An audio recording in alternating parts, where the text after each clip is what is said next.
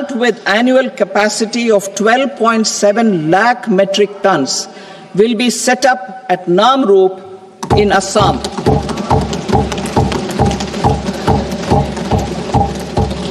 India Post, with 1.5 lakh rural post offices, complemented by the India Post Payment Bank and a vast network of 2.4 lakh Dak Sevaks, will be repositioned to act as a catalyst for the rural economy. Details are at Annexure C. India Post will also be transformed as a large public logistics organization. This will meet the rising needs of Vishwakarmas, new entrepreneurs, women, self-help groups, MSMEs, and the large business organizations. Our government will provide support to NCDC for its lending operations for the cooperative sector. MSMEs as the second engine. Now I move to MSMEs as the second engine, which income tax reforms with special focus on middle class. Democracy, demography, and demand are the key support pillars in our journey towards Vikasit Bharat. The middle class provides strength for India's growth. This government, under the leadership of Prime Minister Modi, has always believed in the admirable energy and ability of the middle class in nation building. In recognition of their contribution,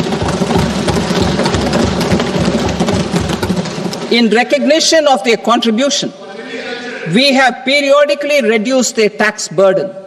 Right after 2014, the nil tax slab was raised to 2.5 lakhs of rupees, which was further raised to 5 lakh rupees in 2019 and to 7 lakh rupees in 2023. This is reflective of our government's trust on the middle class taxpayers. I am now happy to announce that there will be no income tax payable up to income of 12 lakh rupees.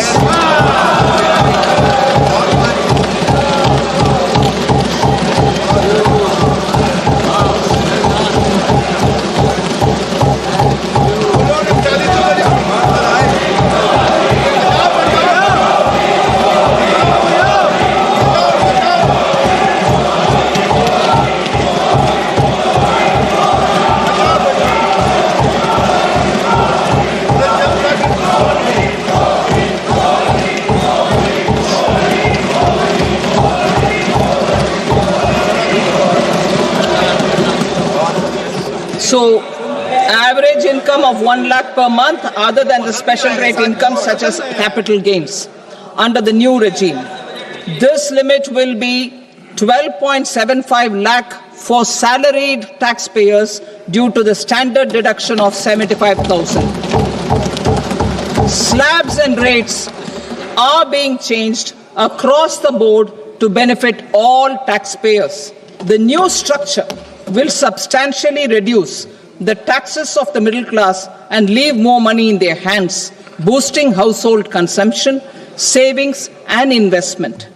In the new tax regime, I propose to revise tax rate structures as follows: 0 to 4 lakh rupees nil, 4.8 lakh rupees to 4 to 8 lakh rupees 5%, 8 to 12 lakh rupees 10%, 12 to 16 lakh rupees 15%, 16 to 20 lakh rupees 20%, 20 to 24 lakh rupees 25%, and above 24 lakh rupees 30%. To taxpayers up to 12 lakh of normal income, other than special rate income such as capital gains. I read that again. To taxpayers up to 12 lakh of income, other than special rate income such as capital gains, tax rebate is being provided in addition to the benefit due to slab rate reduction in such a manner that there is no tax payable by them.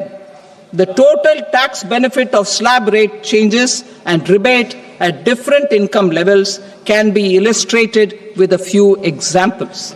A taxpayer in the new regime with an income of 12 lakh rupees will get a benefit of 80,000 rupees in tax, which is 100% of tax payable as per the existing rates. A person having income of 18 lakh rupees will get a benefit of 70,000 rupees in tax, that is 30% of tax payable as per existing rates. A person with an income of 25 lakh gets a benefit of 1,10,000 rupees, that is 25% of his tax payable as per existing rates. Details of my tax proposals are given in the annexure. As a result of these proposals, Honorable Speaker, sir, revenue of about 1 lakh crore in direct taxes and 2,600 crores in indirect taxes will be foregone. Mr. Speaker, sir, with this, I commend the budget to this august House.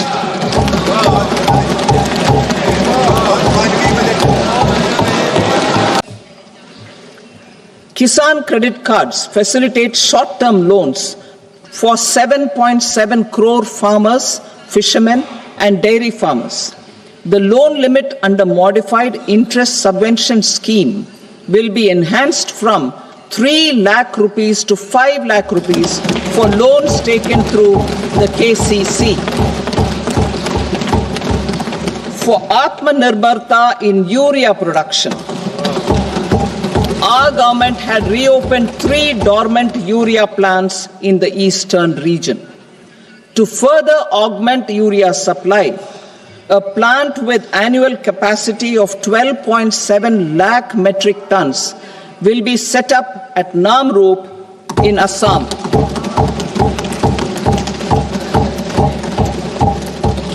India Post, with 1.5 lakh rural post offices, complemented by the India Post Payment Bank and a vast network of 2.4 lakh Dak Sevaks, will be repositioned to act as a catalyst for the rural economy. Details are at Annexure C. India Post will also be transformed as a large public logistics organization. This will meet the rising needs of Vishwakarmas, new entrepreneurs, women, self-help groups, MSMEs, and the large business organizations. Our government will provide support to NCDC for its lending operations for the cooperative sector. MSMEs as the second engine. Now I move to MSMEs as the second engine, which encompasses manufacturing and services with a focus on MSMEs numbering 5.7 crores. Currently, over 1 crore registered MSMEs, employing 7.5 crore people and generating 36% of our manufacturing, have come together to position India as a global manufacturing hub. With their quality products, these MSMEs are responsible for 45% of our exports.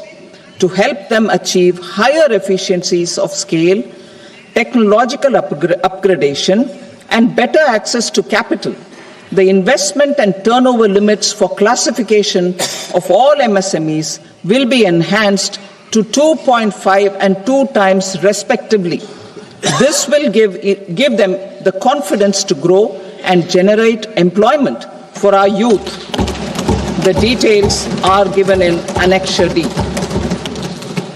To improve access to credit, the credit guarantee cover will be enhanced. First, for micro and small enterprises from 5 crore to 10 crore rupees, leading to additional credit of 1.5 lakh crores in the next 5 years. Second, for startups from 10 crore rupees to 20 crore rupees, with the guarantee fee being moderated to 1% for loans in 27 focus sectors which are important for Atmanirbhar Bharat. And for well-run exporter MSMEs, for term loans up to 20 crore rupees. Also for the micro enterprises, we will introduce customized credit cards with a 5 lakh rupee limit for micro enterprises registered on Udyam portal. In the first year, 10 lakh such cards will be issued. Fund of funds for startups. The alternate investment fund, AIFs, for startups have received commitments of more than 91,000 crores rupees. These are supported by the fund of funds set up with the Government of India's contribution of 10,000 crore rupees. Now, a new fund of funds with expanded scope and a fresh contribution of another 10,000 crore rupees will be set up. A new scheme will be launched for 5 lakh women, scheduled castes and scheduled tribes, first-time entrepreneurs. This will provide term loans up to 2 crore rupees during the next 5 years. The scheme will incorporate lessons from the successful Stand Up India scheme. Online capacity building for entrepreneurship and managerial skills will also be organized. Measures for labor-intensive sectors. To promote employment and entrepreneurship opportunities in labor-intensive sectors, our government will undertake specific policy and facilitation measures.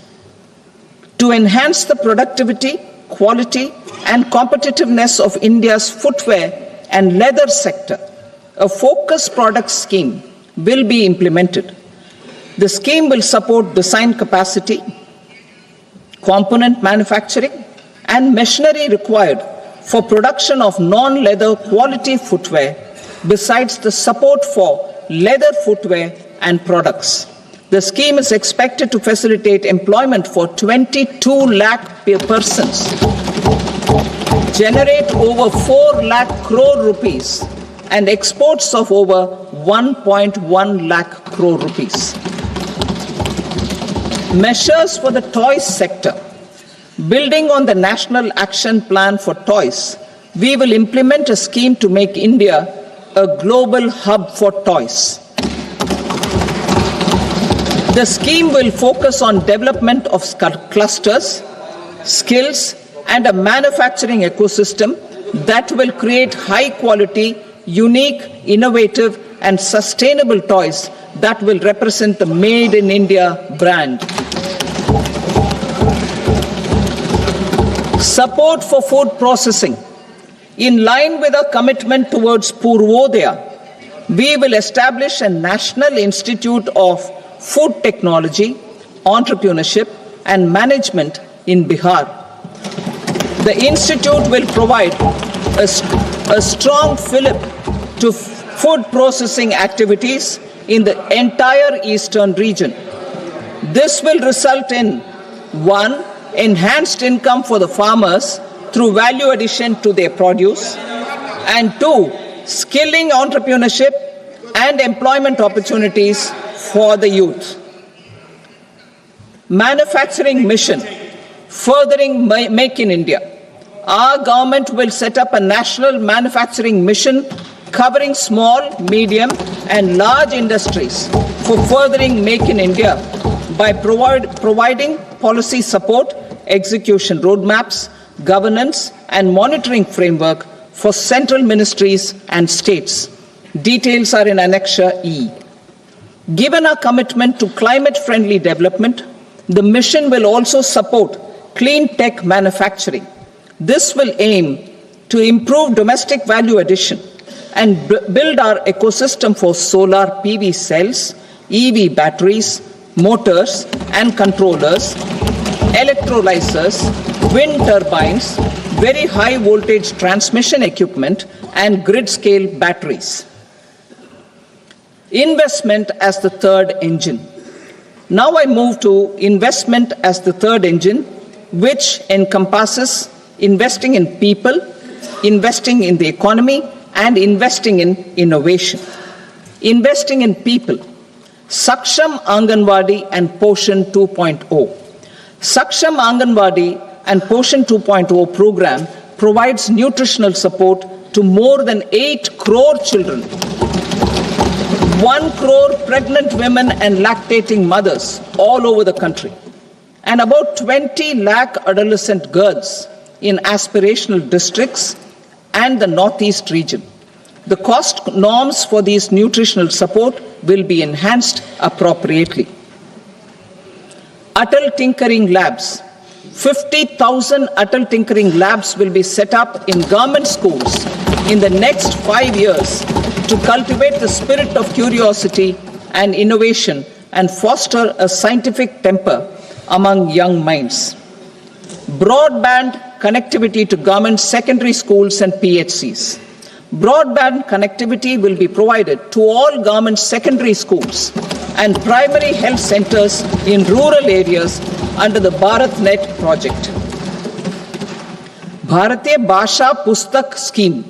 We propose to implement a Bharatiya Bhasha Pustak scheme to provide digital form Indian language books for schools and for higher education. This aims to help students understand their subjects better and in their language. National Centers of Excellence for Skilling. Building on the initiative announced in the July 24 budget, 5 national centers of excellence for skilling will be set up with global expertise and partnerships to equip our youth with the skills required for Make for India, Make for the World manufacturing. The partnership will cover curriculum design, training of trainers, and a skills certification framework and periodic reviews. Expansion of capacity in IITs. Total number of students in 23 IITs has increased 100% from 65,000 to 1.35 lakh in the past 10 years.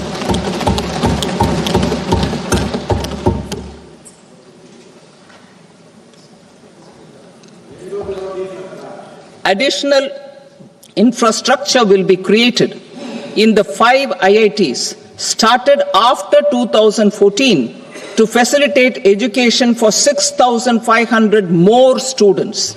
Hostel and other infrastructure capacity at IIT Patna will also be expanded.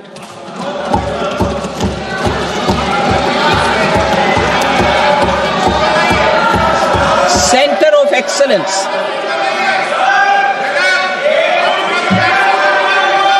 Center of Excellence in AI for Education. I had announced 3 centers of excellence in artificial intelligence for agriculture, health, and sustainable cities in 2023. Now a center of excellence in artificial intelligence for education will be set up with a total outlay of 500 crores. Expansion of medical education. Our government has added almost 1.1 lakh undergraduate and postgraduate medical education seats in 10 years, an increase of 130%. In the next year, 10,000 additional seats will be added in medical colleges and hospitals towards the goal of adding 75,000 seats in the next 5 years. Daycare cancer centers in all district hospitals. Our government will facilitate setting up of daycare cancer centers in all district hospitals in the next 3 years. 200 centers will be established in 25-26 itself. Strengthening urban livelihoods. Our government has been giving priority to assisting urban poor and vulnerable groups. A scheme for socio-economic upliftment of urban workers will be implemented to help them improve their incomes, have sustainable livelihoods, and a better quality of life.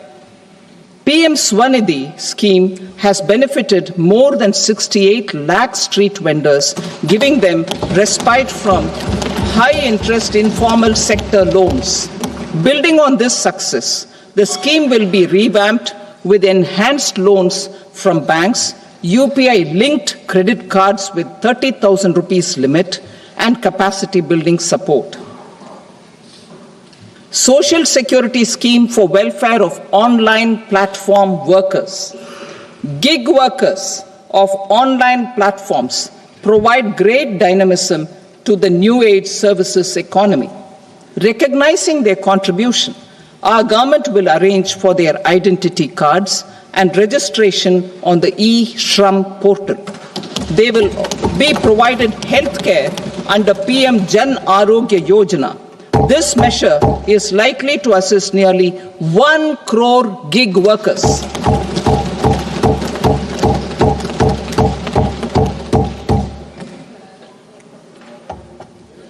Investing in the economy.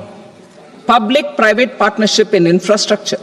Each infrastructure-related ministry will come up with a 3-year pipeline of projects that can be implemented in PPP mode. States will also be encouraged to do so and can seek support from the India Infrastructure Project Development Fund, which is a scheme to prepare PPP proposals. Support to states for infrastructure. An outlay of 1.5 lakh crore is proposed for the 50-year interest-free loans to states for capital expenditure and incentives for reforms. Building on the success of the first asset monetization plan announced in 2021, the second plan for 2025 to 30 will be launched to plow back capital of 10 lakh crore in new projects. Regulatory and fiscal measures will be fine-tuned to support the plan. Jal Jeevan Mission. Since 2019, 15 crore households representing 80% of India's rural population have been provided access to portable tap water connections.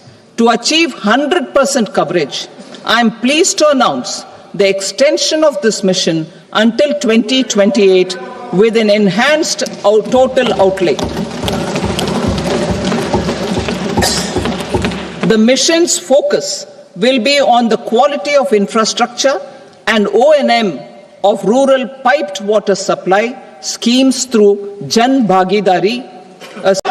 Honorable Speaker, I present the budget for 25-26. This budget continues our government's efforts to A. Accelerate growth, B. Secure inclusive development, C. Invigorate private sector investments, D. Uplift household sentiments, and E. Enhance spending power of India's rising middle class. Together, we embark on a journey to unlock our nation's tremendous potential for greater prosperity and global positioning under the leadership of Honorable Prime Minister Shri Narendra Modi. As we complete the first quarter of the 21st century, continuing geopolitical headwinds suggest lower global economic growth over the medium term. However, our aspiration for a Vikasit Bharat inspires us, and the transformative work we have done during our government's first 2 terms guides us to march forward resolutely. Our economy is the fastest growing among all major economies. Our development track record for the past 10 years and structural reforms have drawn global attention. Confidence in India's capability and potential has only grown in this period. We see the next 5 years as a unique opportunity to realize Sabka Vikas, stimulating balanced growth of all regions. The great Telugu poet and playwright Gurujada Apparao had said, "Deshamante matti kadoy, deshamante manushuloy," meaning a country is not just its soil, a country is its people. In line with this, for us, Vikasit Bharat encompasses zero poverty, 100% quality good school education, access to high quality, affordable and comprehensive health care, 100% skilled labor with meaningful employment, 70% women in economic activities, and farmers making our country the food basket of the world.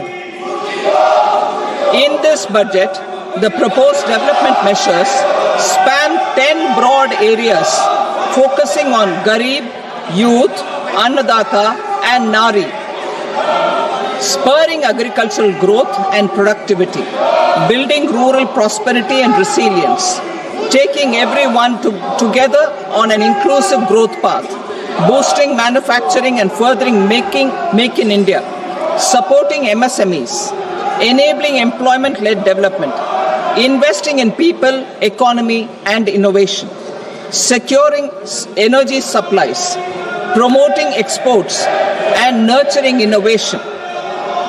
For this journey of development, our four powerful engines are agriculture, MSME, investments and exports.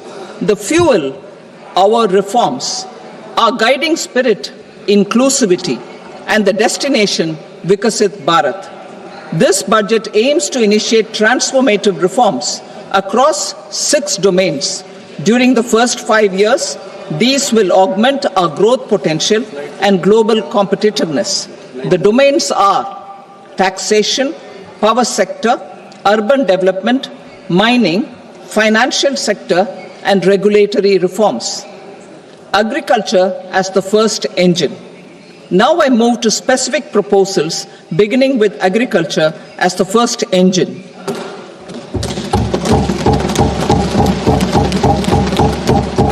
Prime Minister Dhan Dhanya Krishi Yojana, developing Agri-districts program. Motivated by the success of the aspirational district program, our government will undertake a Prime Minister Dhan Dhanya Krishi Yojana in partnership with states. Through the convergence of existing schemes and specialized measures, the program will cover 100 districts with low productivity, moderate crop intensity, and below average credit parameters. It aims to 1. Enhance agricultural productivity, 2. Adopt crop diversification and sustainable agricultural practices, 3. Augment post-harvest storage at the panchayat and block level, 4. Improve irrigation facilities, and 5. Facilitate availability of long-term and short-term credit. This program is likely to help 1.7 crore farmers. Building rural prosperity and resilience. A comprehensive multi-sectoral rural prosperity and resilience program will be launched in partnership with the states. This will address underemployment in agriculture through skilling, investment, technology, and invigorating the rural economy. The goal is to generate ample opportunities in rural areas so that migration is an option but not a necessity. The program will focus on rural women, young farmers, rural youth, marginal and small farmers, and landless families. The details are in Annexure A. Domestic best practices will be incorporated, and appropriate technical and financial assistance will be sought from multilateral development banks. In Phase 1, 100 developing agri-districts will be covered.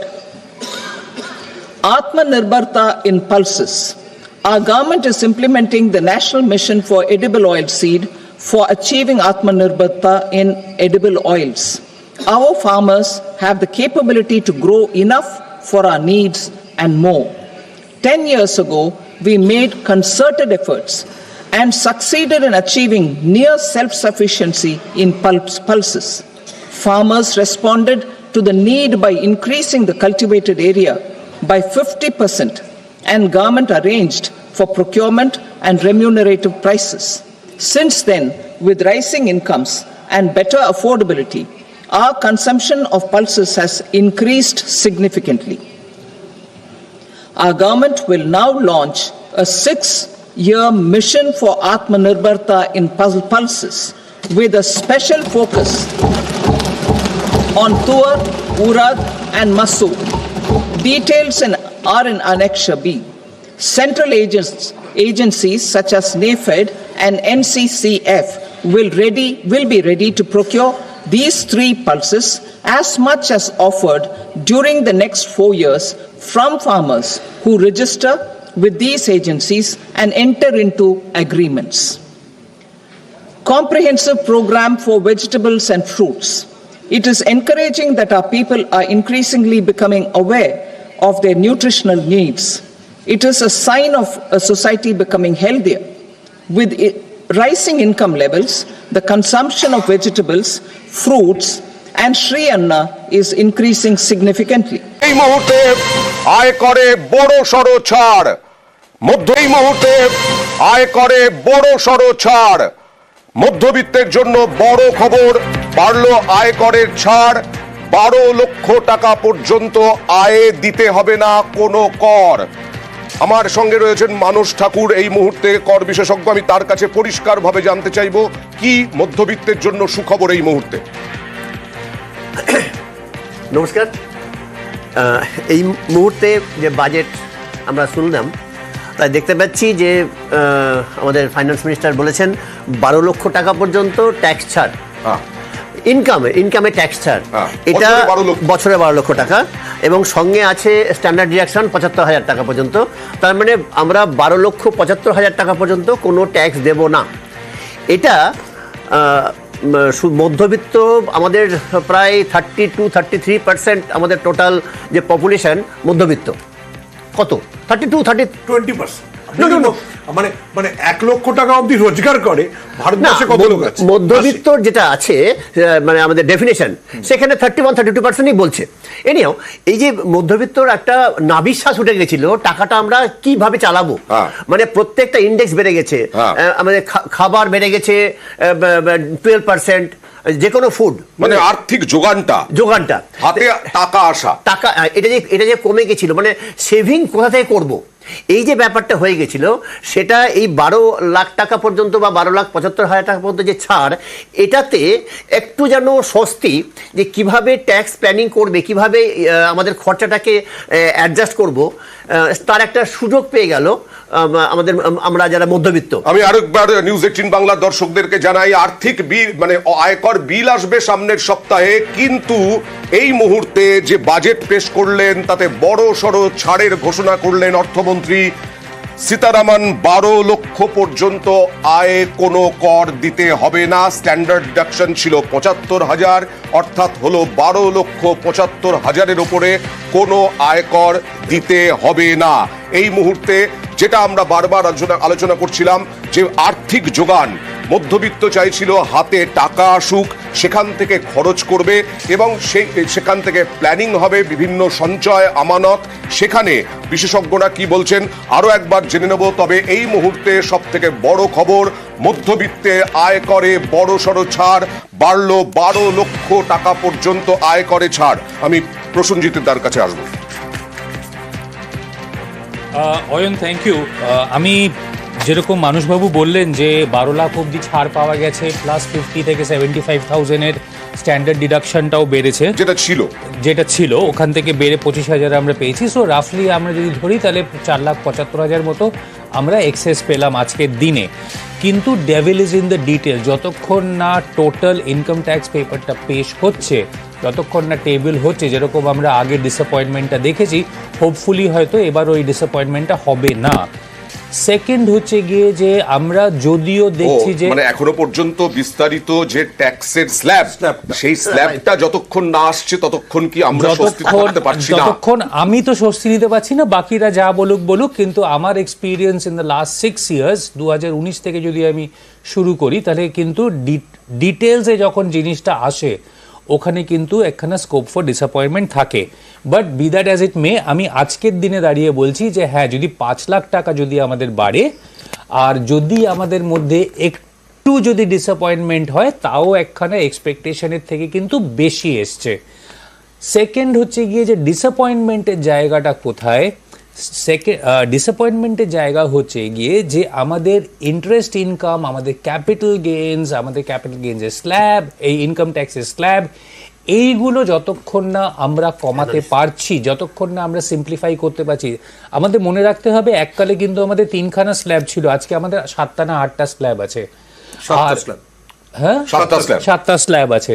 So আমাদের যে সিম্পলিফিকেশনের process থেকে আমাদের যে কমপ্লেক্সিটির জায়গায় গিয়ে পৌঁছেছিল, আমরা যদি উল্টো দিকে যদি আবার যেতে চাই তাহলে আমাদের হয়তো 7 দিন। এবং শুধু তাই নয়, ষাটোর্ধ্বদের ক্ষেত্রেও স্ট্যান্ডার্ড ডিডাকশনের পরিমাণ বৃদ্ধি হয়েছে।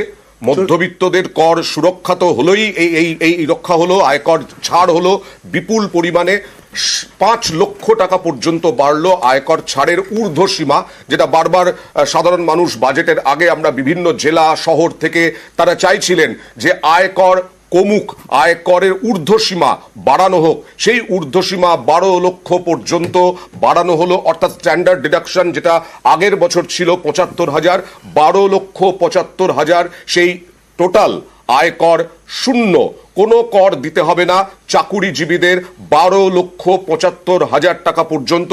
এটা নিয়ে আমরা আলোচনা করব, কারণ মধ্যবিত্ত তারা এই আয়করের দিকেই, গোটা বাজেটে আয়করের দিকেই তাকিয়ে থাকেন।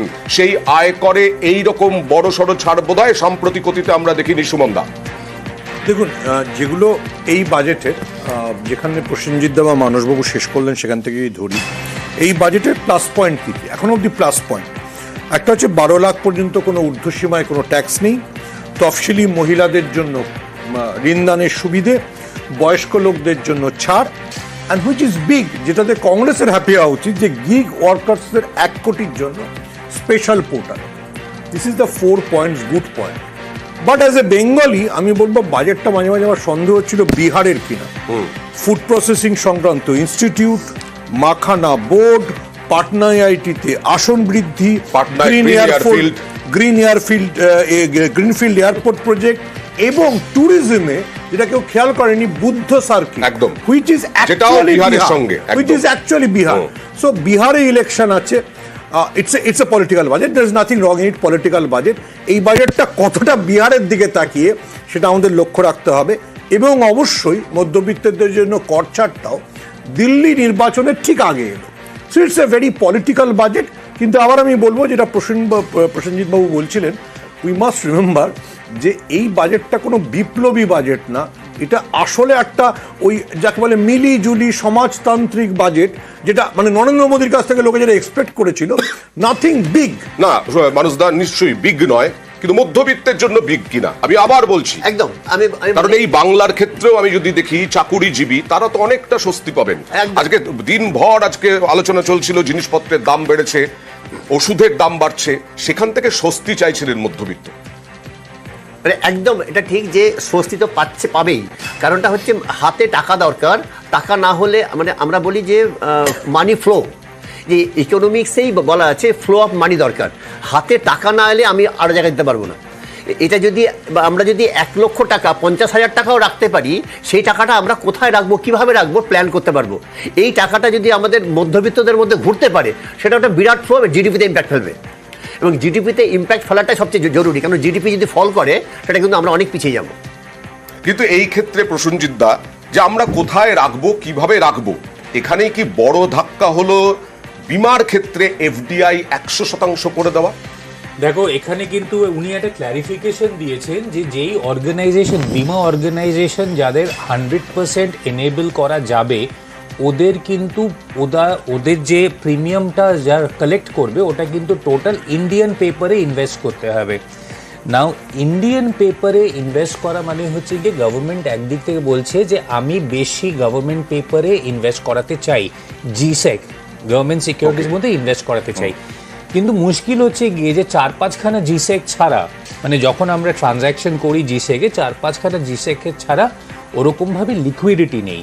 তো গভর্নমেন্ট উল্টো হাতে বলছে যে তুমি একটা forced liquidity, forced lending into government securities করো। এইটা কটা বিমা অর্গানাইজেশন করতে রাজি হবে সেইটা নিয়ে কিন্তু ডাউট আছে। তো এক্ষুনি আমাদের ওটা নিয়ে লাফালাফি করার কোনো মানে হয় না। আমি আবার আসবো এই বিমায় আসবো, কিন্তু সব থেকে বড় কথা হচ্ছে যে পজিটিভ পয়েন্ট হচ্ছে দুটো, হ্যাঁ। একটা হচ্ছে যে 12 লক্ষ টাকা ছাড়, আর দ্বিতীয়টা হচ্ছে গিগ। দেখো এখন তো এই বিভিন্ন অ্যাপের জন্য গিগ ওয়ার্কার প্রচুর, হ্যাঁ। রাহুল গান্ধী বারবার এই একদম। দাবিটা তুলছিলেন, সেইটার একটা সুরাহা এই বাজেটে আছে। এটা একটা পরিষ্কার এই দুটো বড় পয়েন্ট, এই দুটো বড় পয়েন্ট ছাড়া যেটা প্রসেনজিৎদার প্রবীণদের জন্য বড় পয়েন্ট 40 থেকে 1 লাখ, ঠিক আছে, কিন্তু যেটা প্রসেনজিৎদার 50 বড় থেকে 1 পয়েন্ট, লাখ। প্রসেনজিৎদার 40,000 থেকে বড়, প্রসেনজিৎদার বড় পয়েন্ট, শিল্পপতিরা তারা কিন্তু খুব উৎসাহী হওয়ার মতো কিছু বাজেটে নেই।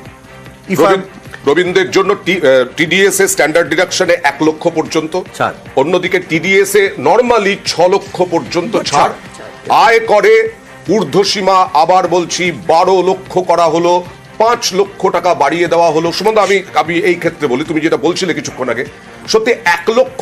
নির্মলা সীতারামন কি বলছেন একবার দেখাবো। Personal income tax reforms with special focus on middle class. I am now happy to announce that there will be no income tax payable up to income of 12 lakh rupees.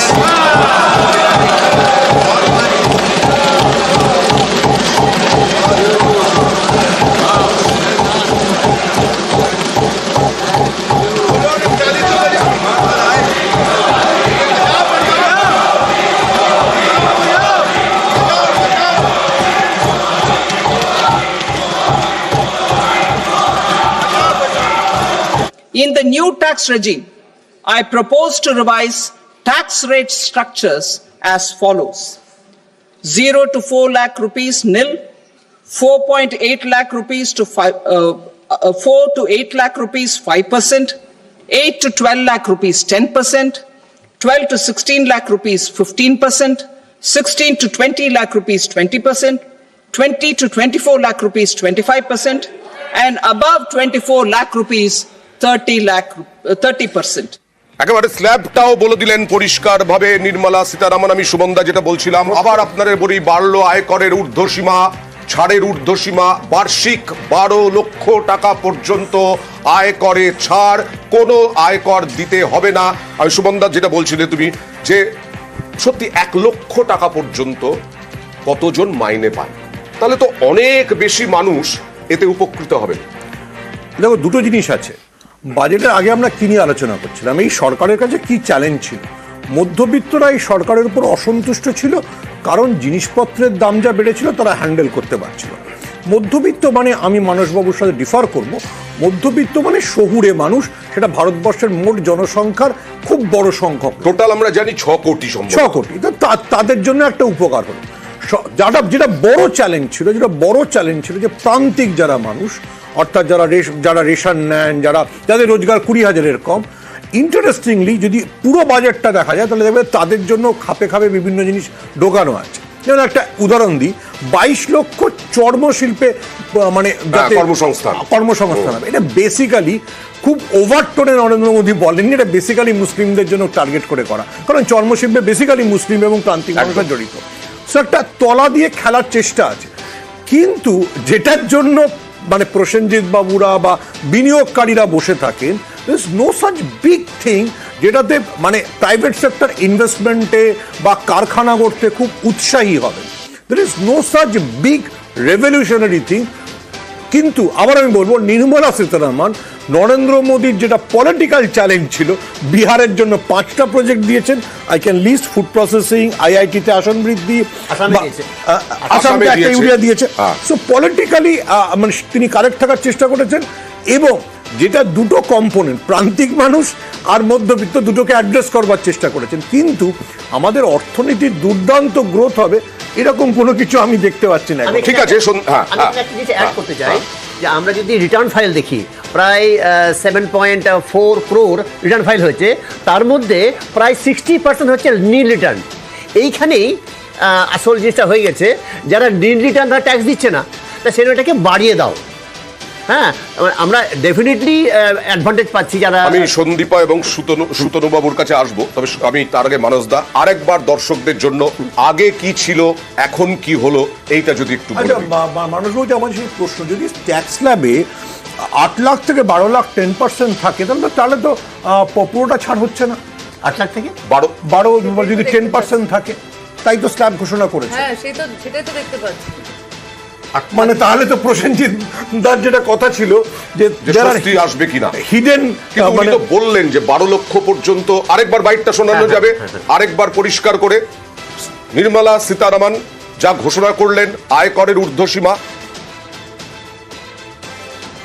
Personal income tax reforms with special focus on middle class. I am now happy to announce that there will be no income tax payable up to income of 12 lakh rupees.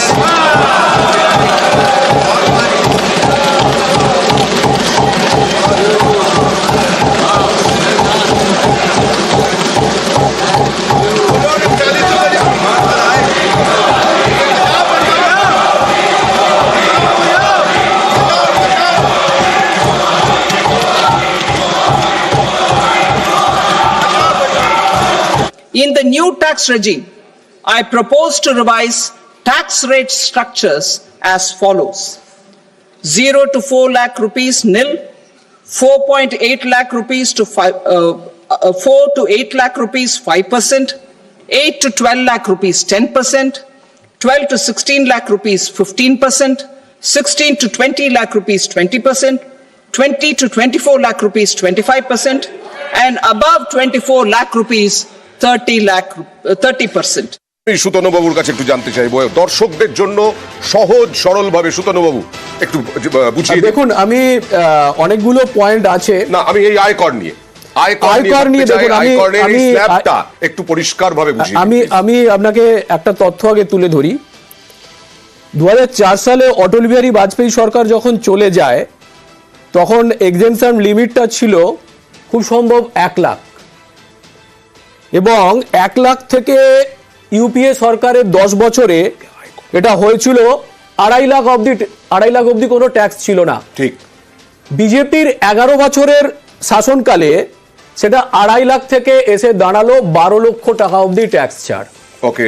তার মানে আমি recently GDP নিয়ে যেটা অনেকেই বলছেন GDP করব, সেটা হচ্ছে আপনি বিজেপি প্রতিনিধি আমি জানি, কিন্তু আমি বলছি সাধারণ মানুষের জন্য ট্যাক্স স্ল্যাবটা হচ্ছে যেটা 12 লক্ষ টাকা অবধি কোনো ট্যাক্স দিতে হবে না, উইথ স্ট্যান্ডার্ড ডিডাকশন হলে 12,75,000 টাকা অবধি কোনো ট্যাক্স নেই। তারপরে যে ট্যাক্সটা ধরুন কারো 20 লক্ষ টাকা আয়, তার মানে সে হচ্ছে কি 8 লক্ষ টাকা তার ট্যাক্সেবল ইনকাম, তার উপরে যে পার্সেন্টেজ যেটা আছে, আমার এক্স্যাক্টলি কত আছে দেখো, 12,75,000 টাকা আমার ইনকাম। ইয়েস, তাহলে আপনার ওই অবধি শূন্য। এবার আমার ইনকাম 14। একটু সাধারণ মানুষের সঙ্গে সকাল থেকে আমরা কথা বলছিলাম, আবার চলে যাব একটু কলকাতার মানুষ কি বলছেন। আয়করে বিরাট ছাড়, সরাসরি সুস্মিতার কাছে যাব। সুস্মিতা, সাধারণ মানুষ চাকুরিজীবী তারা কি বলছেন? ছিল 7 লক্ষ এবং 7,50,000 টাকা স্ট্যান্ডার্ড ডিডাকশন নিয়ে ছাড়, এবার হয়ে গেল 7,75,000 টাকা ছিল, এবার হয়ে গেল 12,75,000 টাকা স্ট্যান্ডার্ড ডিডাকশন নিয়ে, মানে 12 লক্ষ পর্যন্ত আয়ে কোনো কর দিতে হবে না বছরে। দেখো, সাধারণ মানুষ যারা রয়েছে তাদের থেকে জানার চেষ্টা করব তারা কিভাবে দেখছেন এই বাজেটকে। সরাসরি একবার কথা বলি, 12,75,000 টাকা পর্যন্ত কোনো আয়কর লাগছে না, আয়করের ছাড়, বিরাট ছাড় একটা ঘোষণা করলেন কিছুক্ষণ আগে অর্থমন্ত্রী, কিভাবে দেখছেন? না, একদিকে ভালো, আবার উল্টো দিক দিয়ে কিছু এর রিটার্ন আবার কিছু নিয়ে নেবে কিনা সেটা হচ্ছে বড় কথা। একদিকে ছাড় আবার আরেক দিকে বাড়বে, কারণ আমরা তো মধ্যবিত্ত, আমাদের ভয় ওখানে যে এদিকে আমি ছাড় দিচ্ছি, দেখা গেলো জিনিসপত্রের দাম এমন হাই হয়ে গেল আমাদের পক্ষে কেনা সম্ভব। আপনার সঙ্গে কিছুক্ষণ আগে কথা হচ্ছিল, আপনি বললেন 60 বছর বয়স পেরিয়ে গিয়েছে, পেনশনভোগী আপনি, কিন্তু পাশাপাশি আরো একটা কথা ঘোষণা করা হয়েছে বাজেটে, যে বয়স্ক যারা রয়েছেন তাদের যে জমানো অর্থ, সেখানে যে সুদের পরিমাণ, সেই সুদের পরিমাণ ডাবল করা হলো। সেটা আমার পক্ষে তো আর হলো না, 5 বছর লক হয়ে গেলাম আমি, 5 বছর পরে যদি থাকে তাহলে 5 বছরের আমার লক হয়ে গেল। আমি ওখানে করিয়েছিলাম সিনিয়র সিটিজেন স্কিমে, কিন্তু আমার কতটা বেনিফিটেড, যেমন যারা নতুন রিটায়ার করবে তাদের পক্ষে বেনিফিটেড হতে পারে, ভালো।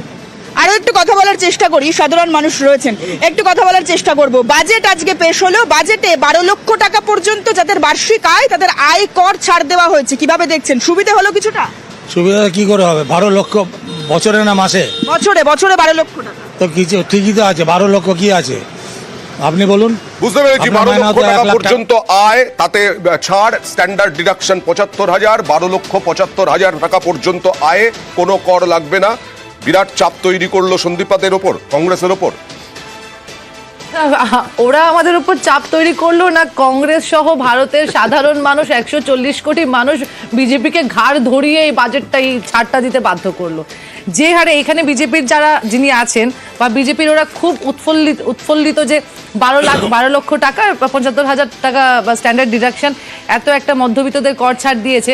বলছে যে তখন অটল বিহারী যে সময় 1 লাখ টাকা, তারপরে 2.5 লাখ টাকা ইউপিএ সরকার। আরে তখন জিনিসের দাম কি ছিল সেটা দেখুন না। সিলিন্ডার ছিল 400 থেকে 400 টাকা, 400 থেকে 450 টাকা হয়েছে। স্মৃতি ইরানি ওরা সিলিন্ডার মাথায় নিয়ে নেচেছে। এটাই তো বলছি, আজকের দিনে একটা সিলিন্ডারের দাম কত, মূল্যবৃদ্ধিটা কোথায় গেছে, আকাশ ছোঁয়া হয়ে গেছে। রকেটের গতিতে আমাদের পকেটের টাকা থাকছে না। মানুষ একটা জায়গায়, আমি একটা জার্নাল পড়ছিলাম যে ভোগ ব্যয়ের খরচ যেখানে বাড়ার কথা সেখানে কম ছিল, বারবার মার্কেটে টাকা রোল হচ্ছিল না, মানুষের ক্রয় ক্ষমতা কমে যাচ্ছিল, মার্কেটে সেই চাহিদাটা আসছিল না, যেটা ডিমান্ড অ্যান্ড সাপ্লাইয়ের চাহিদাটা আছে, চেনটা আছে, সেটা ব্রেক হচ্ছিল। তো সেটা করার জন্য অবশ্যই সরকারকে আজকে যদি এই স্টেপটা না নিত, তাহলে 2029, আপনি বিহারের কথা বলছেন, আমি 2029-এর কথা টেনে আনছি। এবার আরেকটা কথা বলে রাখি, এই যে আজকে কথাটা বললো সেটার মধ্যে যিনি একজন সাধারণ মানুষ যিনি বললেন যে এই তো একটা রিল্যাক্সেশন আমাদেরকে দিয়েছে, আবার যাই না আবার উল্টে থেকে আমাদের থেকে কি নিয়ে নেবে।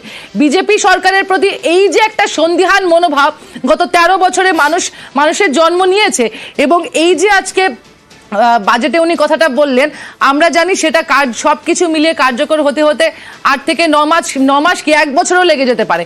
মানে আগামী এতগুলো মাস মানুষকে ওয়েট করতে হবে। কিন্তু হ্যাঁ, আমরা এটা বলবো যে যদি কোনো রকম যখন বিলটা বা এক্স্যাক্ট যখন প্ল্যানটা আসবে, সেটাতে কোনো রকম কোনো ফাঁক ফোকর না রেখে, জিনিসের দাম না বাড়িয়ে, আবার বলা যায় না এত টাকা রিল্যাক্সেশন দিয়েছি তার মানে এখন সিলিন্ডার 1500 টাকা পে করো তোমরা, এটাও বলতে পারে। কিন্তু আমি একটু শেষ করে নিই অরুণ বাবু, কিন্তু সেটাই বলছি, যদি এই ছাড়টা রেখে জিনিসের দাম না বাড়িয়ে, খাদ্যদ্রব্যের দাম না বাড়িয়ে যদি এই জিনিসটা রাখা যায়, তাহলে ডেফিনেটলি ভারতের মানুষ এটাতে লাভবান হবে। নিশ্চয়ই। সুতরাং দেখুন, প্রথমত একটা কথা বলি যে একটা দল যখন দুবার পূর্ণ সংখ্যাগরিষ্ঠতা, একবার 30টা সিট কম পেয়েছেন, মানে 3বার ভোটে জেতা, মনে হচ্ছে ইন্দিরা গান্ধীর জমানার পরে 3বার ভোটে জেতা, বা নেহেরুর পরেও 3বার ভোটে জেতা, যে মানে হয়তো সংখ্যাগরিষ্ঠতা এবারে হয়নি, সেটা নেহাত খারাপ কথা নয়, এবং মানুষের বিশ্বাসযোগ্যতা নেই। এই কথাটা বলছেন কি করে কংগ্রেসের মুখপাত্র আমি বুঝতে পারছি না। প্রথম বিষয়। দ্বিতীয় বিষয় যেটা বলছি, আপনি যে গ্যাসের কথা বললেন, যখন 450 টাকা ছিল তখন ভর্তুকি অনেকটা বেশি দেওয়া হতো। আমি এটা মেনে নিচ্ছি, মোদি জমানাতে ভর্তুকি হয়তো অনেকটা কমিয়ে দেওয়া হয়েছে, কিন্তু এবং 2004 সালে ভর্তুকিবিহীন সিলিন্ডারের দাম 1000 ছিল, সেটা এখন 1100 বা 1200 টাকা। যদি আপনি মূল্যবৃদ্ধির সাথে তুলনা করেন, মূল্যবৃদ্ধি যেভাবে হয়েছিল 2014-এর আগে, সে তুলনায় মূল্যবৃদ্ধির যদি গড় পড়তা বিগত 10 বছরে ধরেন, সে তুলনায় অনেক কম। এবং শুনে নিন, আপনি ডকুমেন্টস দেখে নিতে পারেন, 2013 সালে ভারতবর্ষ ফ্র্যাজাইল ইকোনমি, পৃথিবীর 5টা যে ফ্র্যাজাইল ইকোনমি ছিল, মানে যারা বড় বড় G20-র যে ইকোনমি, সেই ইকোনমির ফ্র্যাজাইল ইকোনমি স্তরে ঢুকে পড়েছিল। সেটা কিন্তু নরেন্দ্র মোদীর জমানাতে আজকে আমরা যথেষ্ট স্ট্রং। তবে হ্যাঁ, আপনি একটু প্লিজ শুনে নিন, শুনে নিন, যদি গড় জিডিপি দেখেন ইউপিএ জমানার, তার থেকে গড় 11 বছরের জিডিপি 0.3%, 4% বেশি।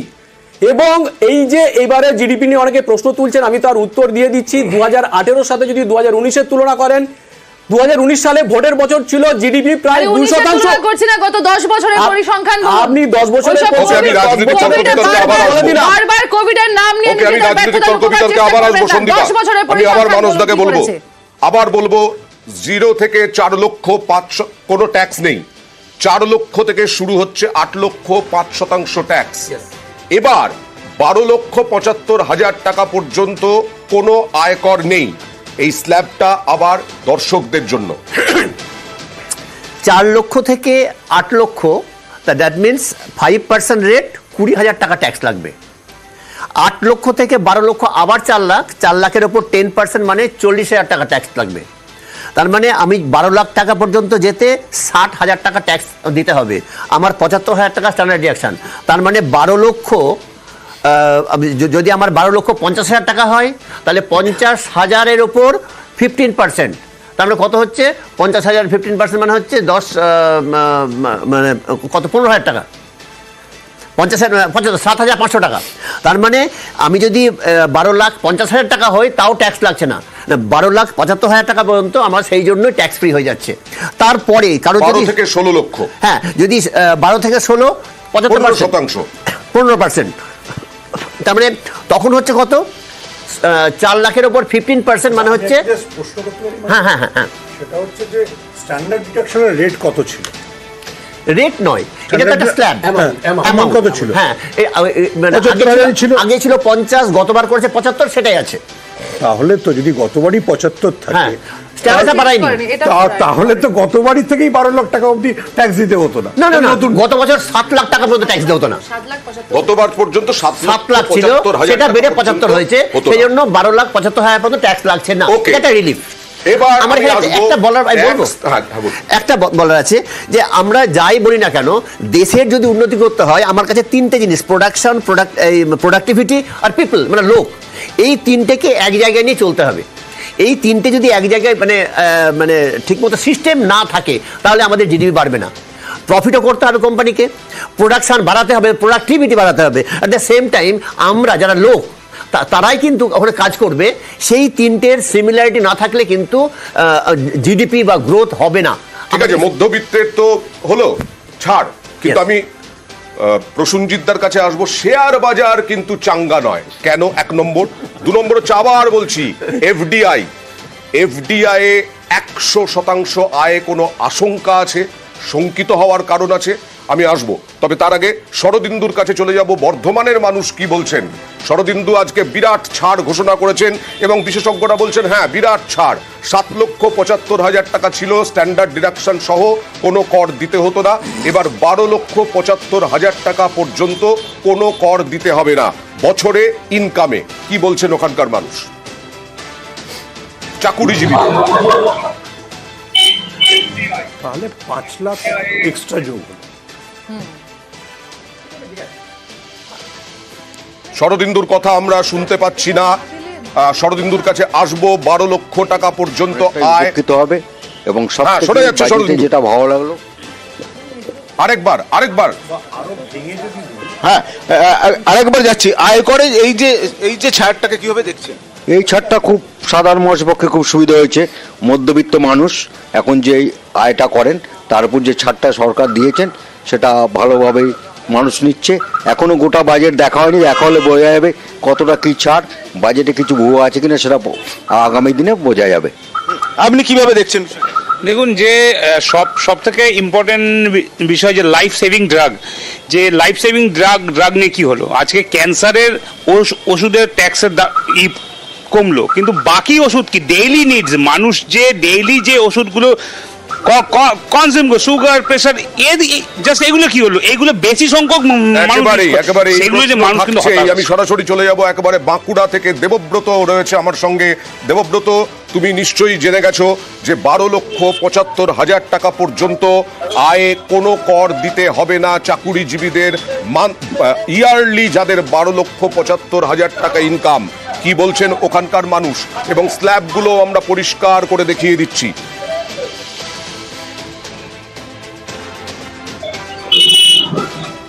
একদমই, দেখো, আমি এখানকার মানুষের সঙ্গে কথা বলি, অর্থাৎ বিষ্ণুপুরের মানুষের সঙ্গে কথা বলি, যেখানে জীবনদায়ী ঔষধ রয়েছে সেখানে ছাড় দিচ্ছে, ক্যান্সারের ওষুধ ছাড় রয়েছে, কিন্তু নিত্য প্রয়োজনের যে ওষুধ তাদের এখনো ছাড় নেই। আমরা কথা বলি।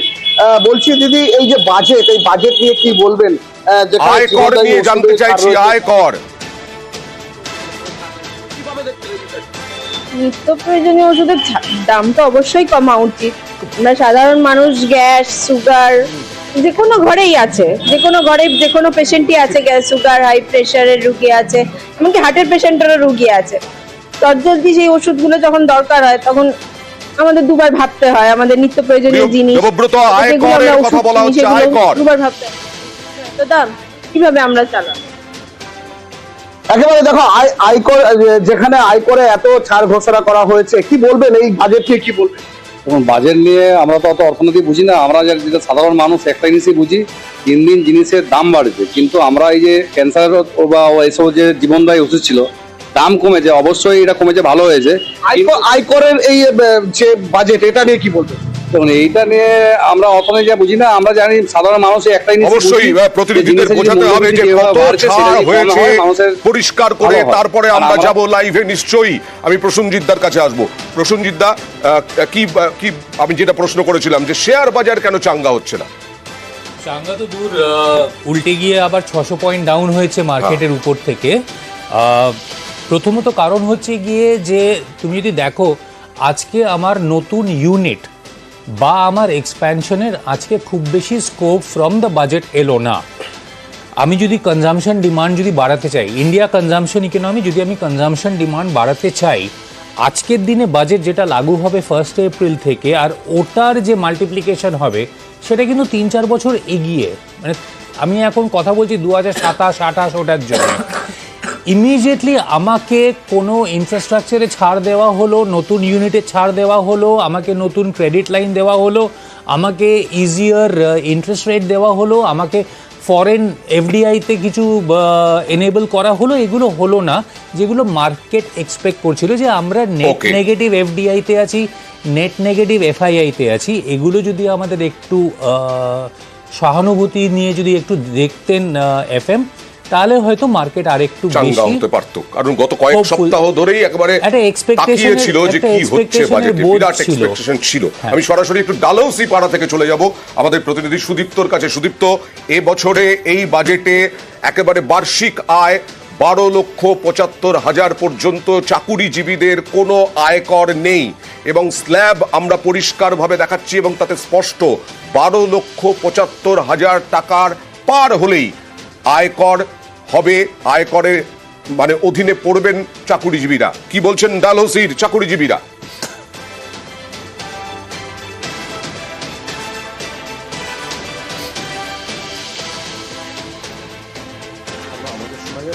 আরো 1,75,000 পর্যন্ত আয়করে ছাড় দেওয়ার কথা বলা হয়েছে, কি বলবেন? এটা তো খুব ভালো হয়েছে, কারণ এখনকার যে ইনকাম হয়েছে, ইনকামে নর্মালি 7-8 লাখ টাকা, যেটা আগে 7 লাখ টাকা ছিল, সেই ইনকামের হিসাবে এখন 12 লাখ টাকা দিচ্ছে। খুবই ভালো কাজ করেছে, এটা গভর্নমেন্টের তরফ থেকে খুব ভালো কাজ, আমি তো বলবো এটা। আপনি কিভাবে দেখছেন এই বিষয়টা? আমি বলতে পারবো, আপনি কিভাবে দেখছেন? नहीं बढ़िया है, मिडिल क्लास फैमिली के काफी रिहाई है, मिडिल क्लास फैमिली के लिए काफी रिहाई तो बढ़िया है। इसके अलावा কিরকম মনে হলো মধ্যবিত্তের জন্য কতখানি সুবিধা হলো? এই অনেকটা শুদ্ধ মানে ভালো হয়েছে, কারণ কি 7 লাখ যেটা আগে ছিল, 7 লাখ তো নর্মালি এখন যা স্পেন্ড হয়েছে বা যা খরচা বেড়েছে, 7 লাখ তো নর্মালি সবারই হয়ে যায়, তো 12 লাখ টাকা মোটামুটি ঠিক আছে, আমি তো বলবো। দেখো আনন্দ, যেমনটা তারা বলছেন যে এই 12 লাখ টাকা পর্যন্ত ছাড়, এটা একেবারে মোটামুটি ঠিকই রয়েছে বলে এমনটাই জানাচ্ছেন অনেকেই। এমনটাই কথা বলে, আরো একটু কথা বলার চেষ্টা করি। এই যে 12 লাখ পর্যন্ত ছাড় দেওয়া হয়েছে, কিভাবে দেখছেন? এটা ভালোভাবেই দেখছি, মনে হচ্ছে ভালো হয়েছে, মধ্যবিত্তের জন্য ভালো হয়েছে, যেটা ছিল তার থেকে অনেকটা বাড়িয়েছে। আমাদের সাধারণের জন্য তো অনেক ভালো খবর এটা। আপনার কি মনে হচ্ছে? মধ্যবিত্ত ফ্যামিলির জন্য খুবই ভালো হয়েছে, এটাই এক্সপেক্টেড ছিল। আপনার ঠিক আছে, সুন্দর। দেখো অনেকেই যেমনটা জানাচ্ছেন, অনেকের সঙ্গে কথা বলার চেষ্টা করলাম একজন ডালহৌসি চত্বর থেকে, তারা বলছেন যে মধ্যবিত্তের জন্য এই বাজেট অনেকখানি সুবিধে হলো এবং মধ্যবিত্তের জন্য এটা বলা হচ্ছে হয়তো প্রাথমিকভাবে আমরা দেখছি, কিন্তু কারো কারো কোনো বিশেষজ্ঞের আবার সন্দেহ আছে। প্রসেনজিৎদা, আমার দেখো এখানকার মধ্যে আমরা তো স্টুডিওতে বসে রয়েছি, আমাদের কাছে এক্ষুনি ডকুমেন্টসটা তো নেই, সো এক্ষুনি আমি রিস্ক নিয়ে গলাবার করে আমি কিছু বলতে চাই না। বাট যেরকমভাবে এফএম জিনিসটাকে পেশ করেছেন and minus the core document, আমি এক্ষুনি আমার কমেন্ট রিজার্ভ রাখবো। আই উইল গতবারের জন্য, গতবারের কথা ভেবে, গত 23-এর কথা ভেবে, হ্যাঁ 24-এ তো ইন্টারিম বাজেট না, কিন্তু এটা বাজেটে মধ্যবিত্তের যদি স্বস্তি হয়, এই যে অনেকে আবার ওষুধপত্রের দামের কথা বলছেন, ক্যান্সারের ওষুধ এবং খুব বিরল রোগের ওষুধের দাম কমানো হলো, শুল্ক কমানো হলো। না, উনি আরেকটা জিনিস ভাবে আয় করে নেবে সরকার।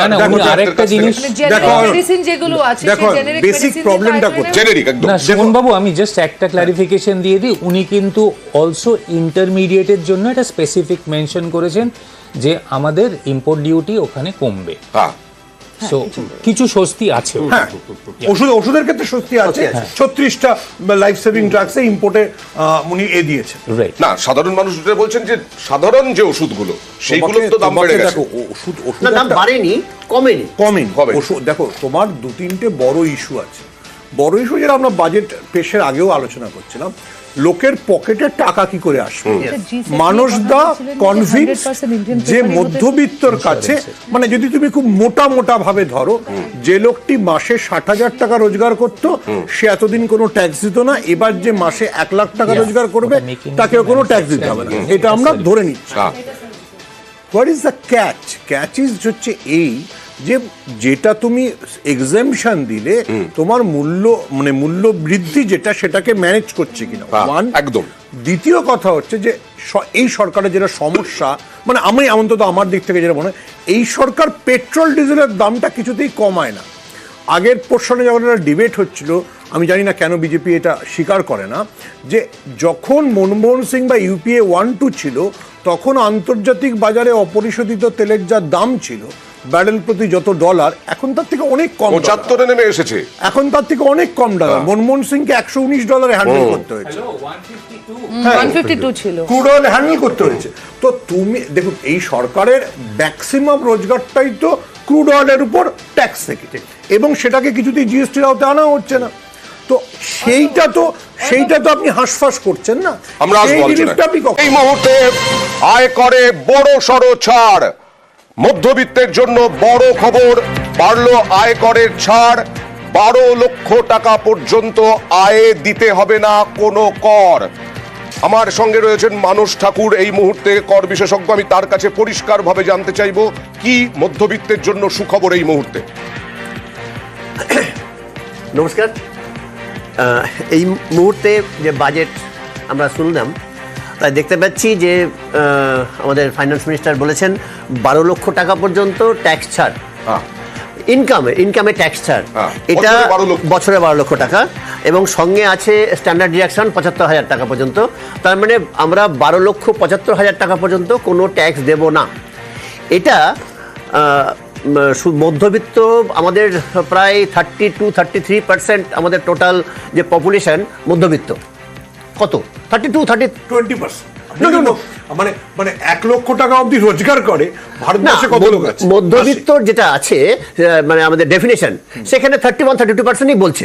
এনিও এই যে মধ্যবিত্তর একটা নাভিশ্বাস উঠে গেছিল, টাকাটা আমরা কিভাবে চালাবো, মানে প্রত্যেকটা ইন্ডেক্স বেড়ে গেছে, আমাদের খাবার বেড়ে গেছে 12%, যে কোনো ফুড, মানে আর্থিক যোগানটা হাতে টাকা এটা যে কমে গেছিল, মানে সেভিং কোথা থেকে করব, এই যে ব্যাপারটা হয়ে গেছিল, সেটা এই 12 লাখ টাকা পর্যন্ত বা 12,75,000 টাকা পর্যন্ত যে ছাড়, এটাতে একটু যেন স্বস্তি, যে কিভাবে ট্যাক্স প্ল্যানিং করবে, কিভাবে আমাদের খরচাটাকে অ্যাডজাস্ট করব, তার একটা সুযোগ পেয়ে গেল আমরা যারা মধ্যবিত্ত। আমি আরেকবার নিউজ 18 বাংলার দর্শকদেরকে জানাই, আর্থিক বিল মানে আয়কর বিল আসবে সামনের সপ্তাহে, কিন্তু এই মুহূর্তে যে বাজেট পেশ করলেন তাতে বড় সড় ছাড়ের ঘোষণা করলেন অর্থমন্ত্রী সীতারামন। 12 লক্ষ পর্যন্ত আয়ে কোনো কর দিতে হবে না। স্ট্যান্ডার্ড ডিডাকশন ছিল 75,000, অর্থাৎ হলো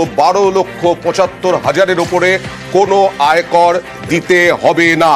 এই মুহূর্তে যেটা আমরা বারবার আলোচনা করছিলাম, যে আর্থিক যোগান, মধ্যবিত্ত চাইছিল হাতে টাকা আসুক, সেখান থেকে খরচ করবে এবং সেখান থেকে প্ল্যানিং হবে, বিভিন্ন সঞ্চয় আমানত, সেখানে